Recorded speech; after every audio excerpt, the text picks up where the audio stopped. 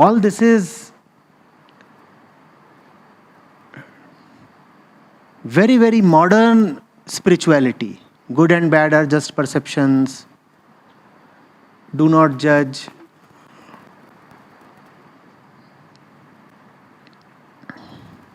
What is this?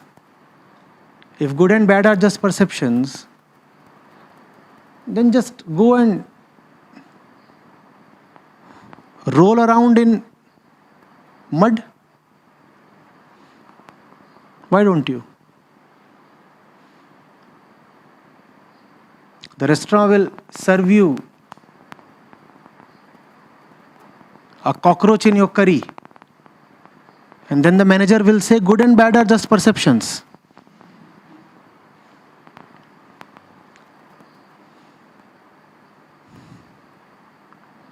Good and bad are not perceptions.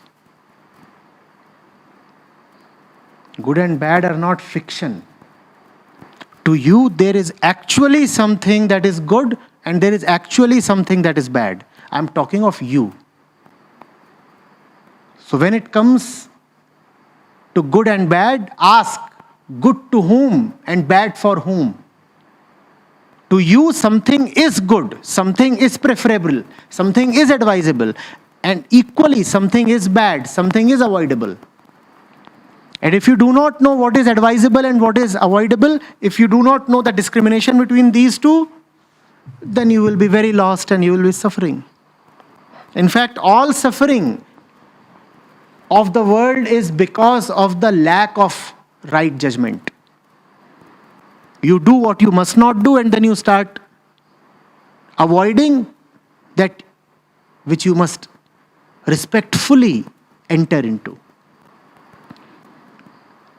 And then one comes up with this fantastic thing.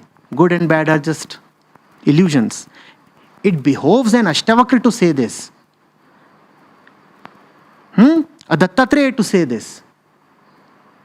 A Ribhu to say this. They were sitting at the height of non-duality, Advait. So they could say, na punya padam, na pap padam. There is nothing called auspicious.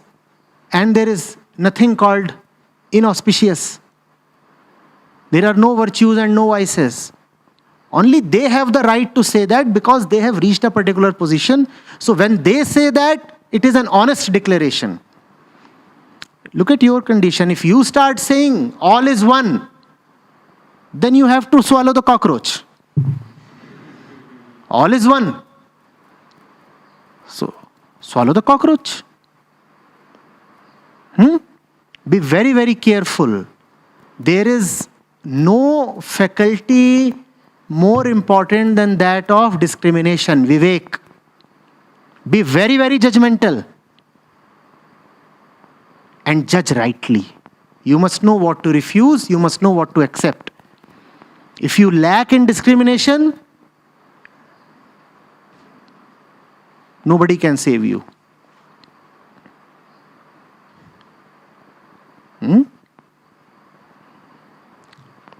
Getting it? This becomes a very convenient way when you want to avoid being in the truth. What is the convenient way? The convenient way says, who knows? We are little beings and we can never be certain. Krishna has said something. But my little aunt is also saying something. And what my aunt is saying is totally opposed to what Krishna says. But who am I to judge? And all is one. So my aunt and Krishna are one. So I can follow my aunt.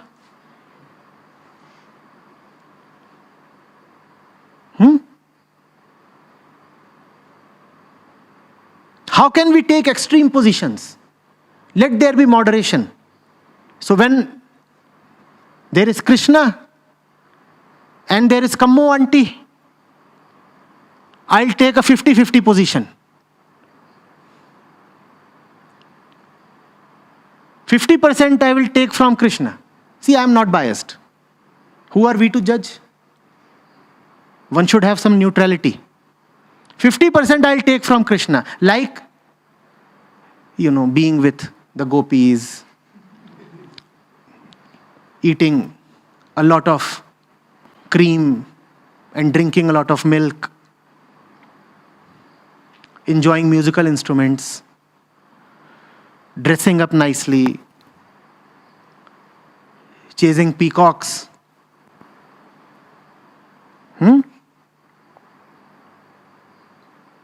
And using animal stuff for one's own decoration. All these things I'll take from Krishna. What will I not take from Krishna? What is the 50% I will refuse? Gita. That I do not want to take. And the remaining 50% I will take from Kammo auntie. You see, I am a very neutral person. Who are we to judge? You must judge. And you must take extreme positions. Very, very extreme positions. When it is a thing between Krishna and Kammo, it has to be Krishna 100% and nothing at all to Kammo. Let her shout and shriek. She must get nothing from you. Be extremely judgmental.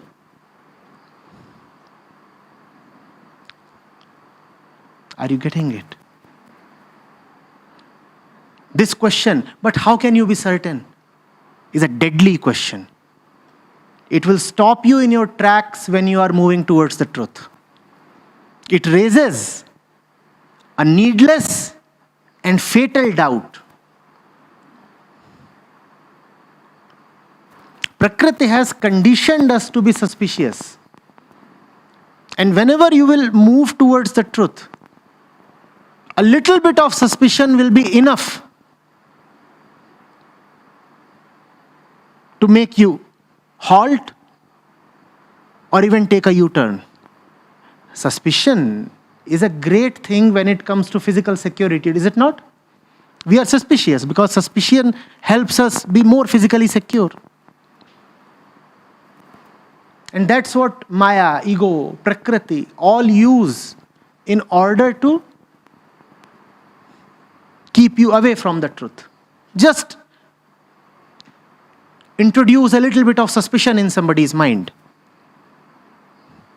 And he will say, yes, how can I be certain? Krishna and Kammo. The Krishna fellow anyway does not look too neat. When it comes to Krishna and Kammo, Kammo will win hands down. And when it comes to Krishna, you will have your doubts and suspicions.